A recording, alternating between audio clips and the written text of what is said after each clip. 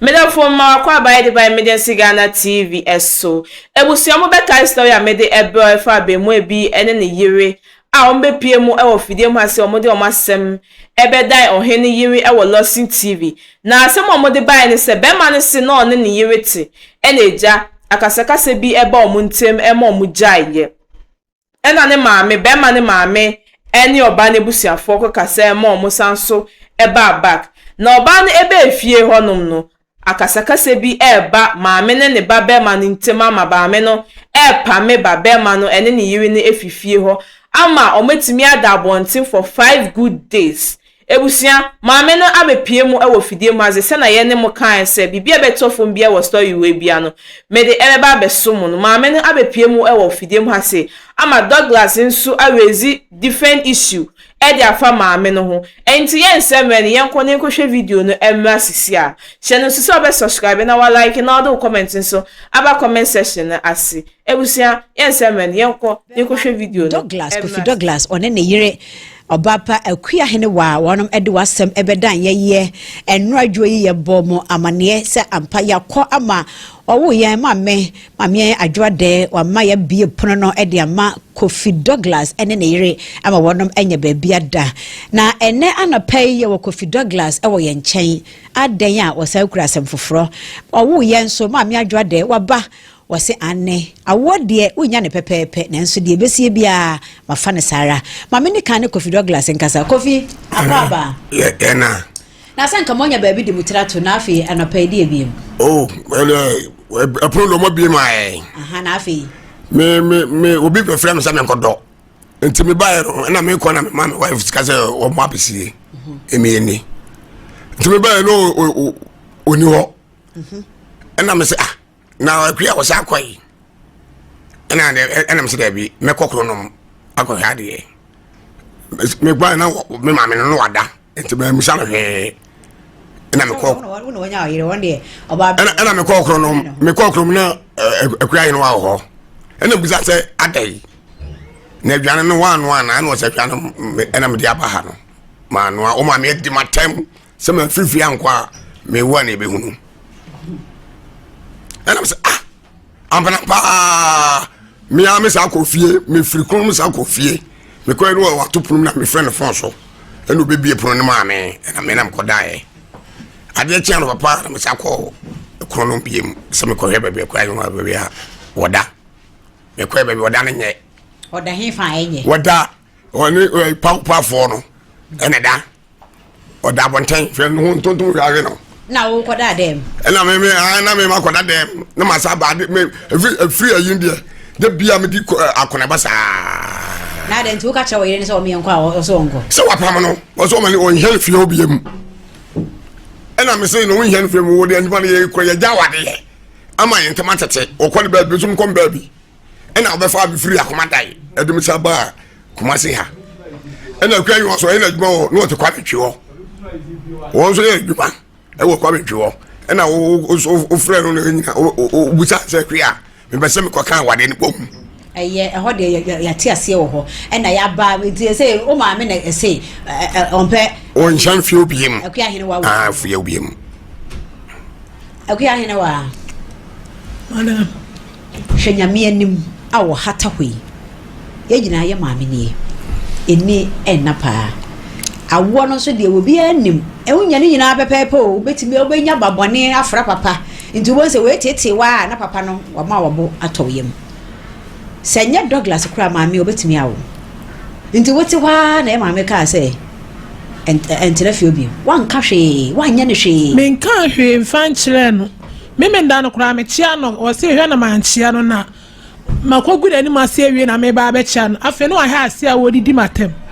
se fi odo ne me betena pa ne fi odo one me nsini fi ho no nti o ka so no nsini fi na so fa ne ma na akọ me pa cho no odidi matem se mi free fi ate me de wan ka obi nti o mi free fi a se na me nko na se no de nya tem didi ana wo kan foforo kan ho o so hel fi ho o pamano o so hel fi ho nti o ka se wo hia ne fi we se ma me odi abufuo ne kan ya wo kokoda ho anko betwe afiri dem ho Fi se baby wugina wo ya ban nipa. Se me kura so to me wo se me nua na wo abrechire se me ntu fie ho. Gwenu ya busu fie na me na betra ho. Enti Douglas se fie ne nya busu fie a se wo ye dey. Me kase tia nyan se. Me timi ba bi. E na obefre ma be wo adwuma kura wo so ntwia meka. So onko ha dai. Ye mfiri fie ho. Me tete no. O haida ma na free fie ho. Me mfiri fie ho. MCR me pa mo chawo minim sa ya terms ya ne mo akono mo nim ya ma mi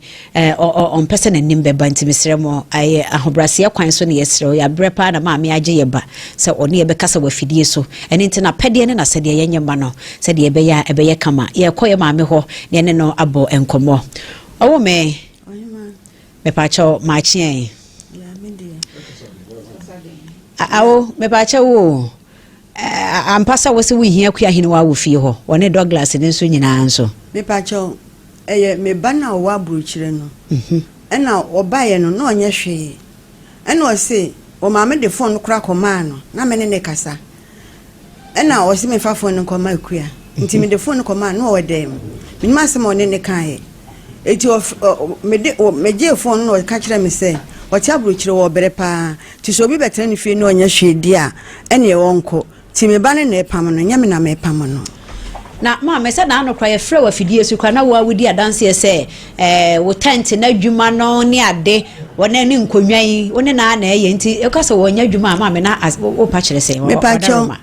wona de onka ho bi ase efie dwuma onya hwe wo sore 10 o'clock na Douglas no ena me ne no eya dwuma enso dwuma no kra nhye dama ena ye koya dwuma ba so a mitua ne ka ya otemya e ka se me man 20 cedi no mitua ne ka enti Douglas de bia wo bedi matem se me mitua ne ka no ba nso te wo no osere enti me da asem no minim ho hwe me ba no e na se wonko o je kaka wa me ko juma me kwa me ba e kwa na 5 cedi kwa na de mam day 5 cedi wala to sa me bo 5 cedi hello de mam day 5 cedi wala to sa me bo oh me 5 cedi hello de mam said ye dim komo bebre wa kire ho na said ye woni yakasa na ye ni age pa ye da asese waje ye ba na se di akodu kanie ke ye srewo se akua hene wa na so onya adwuma bia nke hawo se Kofi Douglas wa se won apra so me ya hyehyɛ eduru so a me na me pra na ogina che no di batem se eti maaye na oba fanfikyire nya obi de ada ni nyina na wonyi ye mfa mo fi se ma me se sie ba bia akua hene wa tie what do Kofi Douglas te ye bo Kofi Douglas so dia na ye keka de ba wa boboa no asem bia ni wa emfa ni pa ho ma me se sie akua hene wa mo werebu a wo Fred Kofi Douglas a untimi ntena se da wo me mesrew o ye de yi se Douglas no wodi matema ma chese wo se menye obi a wanya so de me ne yadwuma so mentua ne ka obi a wanu yadwuma wuntua ne ka de se ontimi ne yadwuma biim obi a wanya so de ontimi ne ntena biim enti nsama waka gu me so ne de mentimi ne ntena se ne onu a woka no enti no de opese me ye no gise me so me kofie na me frɛ me ba no na yaka de o se me ye no because me ban say won sole mame de o se so ye na ye se Kofi Douglas o tu fie ho ampacho wo pe wo bojo so me bojo so pa because de bia wedi matem krasi ni bet se me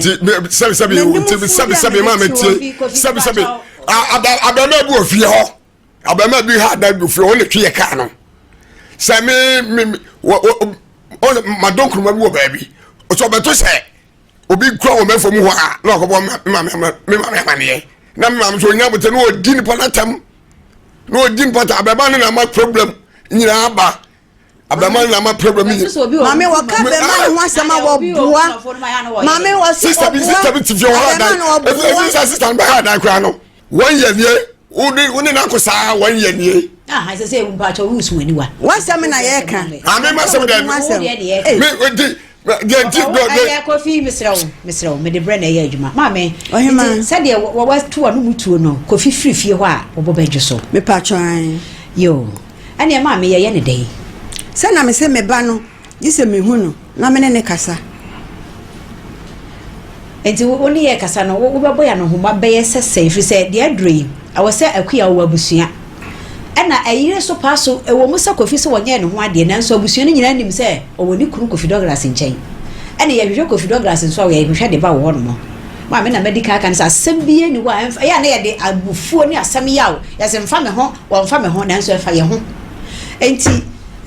woni minu aketewa yawo wa ma no ne mesre mwadaro ma me so betimi aboya na ho babi na ne yanka akuya hene wa se me de wo hima me pa cho me cho me ni kapre adwuma no krampo no menya bi nko adwuma obi bagi no ma na me kɔ adwuma na se obi bagi no ma ye kɔ bal kase ene ne adwuma kase a me kɔ fie menya on go hwɛ adwuma no so kɔ bruda gatam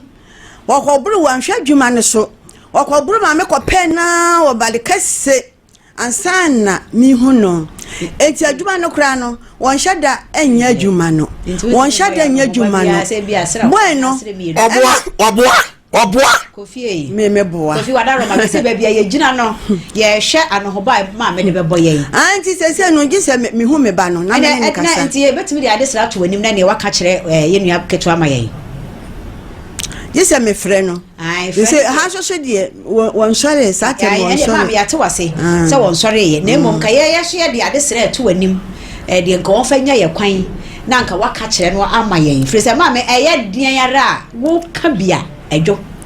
me de me pa cho me ntimi nka bi because me ni sika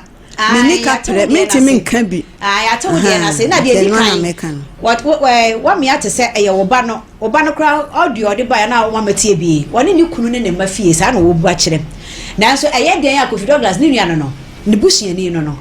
yantimi nka se wote fie wakasa wontunti no even so han dan pa enka wo nya dan ya wo tu akomu a enka rent control ma ho kwan so yanyini ne mangu abonten obi anyini no mengu abonten na me ka sem ka me na me ka se mponko wo han dan a se onya da ba bia wo tu akwa emra ma ho kwan se yanyini ne mangu abonten gisse wonya dan ne bi enti saa na se yanya bi ma no yantimi nyini ne mankogu abonten saa na me ke ka de akwa koduru ho enti nka yeso ye de adesra eto wanim se de be ye akuya bebe ne mma na obesan akoni nchi ne busua ho na Kofi Douglas ne one ne beko one ne yira kwa akotena ne mma na omakwa kodi wono mo pa no ka yesra se ne ya ka che ye nua eba ma ye se wonde o ma ye mpem o haduenum na wo mfa bi nko han dan mpem o haduenum se 15,000 ne 150 million say o pepe o haduenum wo omo no wo nko akua frita chiman wono mo nko ho ese wono nso bua che se ba bia no wo a wo besre ya wo san ba ye nti wo nya dan ne bi oji so ko han dan foforo na fe wono mo nko hye wo mabra bwase ho ma me gidi se eno be ma won so atemdidie bebrebe ensesa akwada na notra ne maame wodi matem papa hwe pra na wo pra me san enya me pra ho oboa wo na wo pra ho me na pra ho Kofi me na pra ho Douglas wa ne pra no wo de ne pra ne ho Mr. Pra na ede na me de ko pra ho me na pra so dia de no so di pra ne ho what edi adi no di pra ne sorry me so hu me si ono na ada de sa so open adi no di aye ne sa ono na aye no sa ena mi bi so mensa ana wo twe me eti se wo so mensa na ho ne si ya ntema ne be pari so wo sa eda epro na ye di be fie no ana nka me se de wo si di matam no wo gira bontintin ka me wona kwa bontin na ma to gate ni mu because wo di matam dodo ana wo so mi mu say no wo twe me ana mensa no ewuro sa gate ho no mo no me pa twan Oboa Messi oboa Messi epuna okoto epuna de onu kete boy no ti fio me so sa boy ma nye hwe boy no ti fio no o ka je se o cha boy no ba na bobo me so me nya o hwe na boy ye na wudi na tem me nya hwe me nyina tem Menina tam. Enti wudi na no so wo epro ko ye no. Pesa meka sa ha. Ele meka sa de na o meka sa ha bebre. Epro no ele do cha de na de no. Ma se me nyina Nyankopon na nim. What to do so me makra ba me nche wo pa me ma. Na wo baba me nche ya no ba wi am. Me baba na be wi. Me baba na be wi. E betra me nche. Wo ba 2 days pe. No ba wi am 4 million. Akwara na de pani e wo mu be eye be anya mfie sai. Wa wo ba oni obi awo wo mo ba panyin no obi awo ana do to so me ko fa no won so ba bia me mprenu ba ko adan ma me won hwe adan aho kire de etimi ema subaya enya etimi man koda o ma ko bi wo mu won e ba me na ko akaro ke so be fo ani sika na wo kan akaro odi na sai wodi na sai wodi ni na ba dwuma mu wodi na sai me de na ko pe school wo ba no to wo no anu mo no ofi anu atechese ko do anu wodi etimi ebo be to fra kwa ni di wana be ka kire wo na kwa ni di akwa na be ka kire wo me amani ya ga kwa me ni me ba ke to de sia wo de sia akwa me ka de o pe bi me so me ye ni papa ni nya me so kwa me se me ye ni papa ni ni se ka bi e ma na ko ha dai me ye ni papa ni fo wodi ele ka ele fi so bi ni wo be ko me gbe mi no aye mo wo ye ni o twa me ka da wo so ka kire dem wo ya what na dem I don't want to kan ya kamena mitia mi shia ka mitia kan ya ka shia kamena mitia kan ya kamena mitia na fele gas man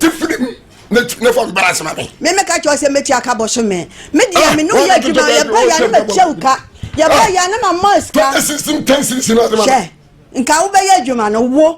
to won ka ba ya djuma won ga say djuma de ka yo mi amdia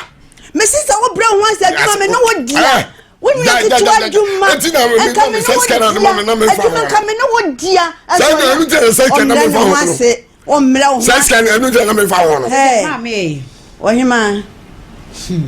mi tell na me fa ho ka say o de me dia nti me ko ba na mama ayi ko esa mi tell na me fa ho o de ma na ko ha dai o tu no onu obetima ha ni dai so o di matam no onu obetima ha ni dai obi ni ska o de ma na ko mi kin ba bi me ba djuma no mi ti ko na me ba djuma medo bibi asese oje brema yekohwe video no ebaye na asemu edie na anu no omu wezi different concern e fa maame no ho na maame no waya ade say in the first place no we bie dan no e dia mama akwakoda edwale ada because so ma spending 5 good days e wa bonten na omo mu nwale ye omo nya bebi na edie na maame no wanya de but in a way no ti wetimi ebie do na mama akwakoda no edwale ne de waya de but different issue a be ma no ewezi wa ha edie ebusia eyasemo se wonni ejuma ya this is a big lesson to you remember na wotu maami fie wuti ebusia fie no a wonni ejuma no master we enye futusem kese emfama because enede ye besoso so nanso dachi bi ye nsoso so because abemu ewugidi se nanka for the start no enanka ne maami eye ni se ya na ko page maybe enye nanso na ne maami ye den ekoko no ne ba no so oboche no so na okoko no ama sisi ano ne ho afo na wofo ne ho afo ne maami nti no afi de ne maami pame omo e de fifie ho no be ma no so nye ejuma nti ska ben e na maami ne pese akola no anase ne ba no emfa nhwe ne ho aw asem wedie eyawe hosem papa eyawe hosem ama be ma no bakwa akonyinsɛn ahokyere eninti na omutimi yesa anka ahokyere ni fia kasusu ampa se ne bapeni no ebekwa akofa yefu de abefia na nti maame ne yesre no oyeden kwa na eye ne ba tu de omo an kaka so u de osi omo fifie ho de a omo atiase na so ejo omo musika kakra no mo fa rent dan no na sisi ano oni sike bia wo ne ho be ma ne de oyeden a oni sike bia wo ne ho na maame no mo musika anase ne ba no wa broche no mo musika no mo fa rent dan na se be ma be page ma kakra bia wa page maybe ayeden aye oni ni onsanso ni nsa na ejuma ade ya akra no entiye fa story we enye futusem kese mpa emfa ma ye ho ebusia ha ena medimo ebesi na meka osa ha egusa ya emergency Ghana TV eso channel so be subscribe na wala like na do comment so aba comment section as ketu mami esi anything any meeting ebusia ye be sanso edin hyemu e wa happy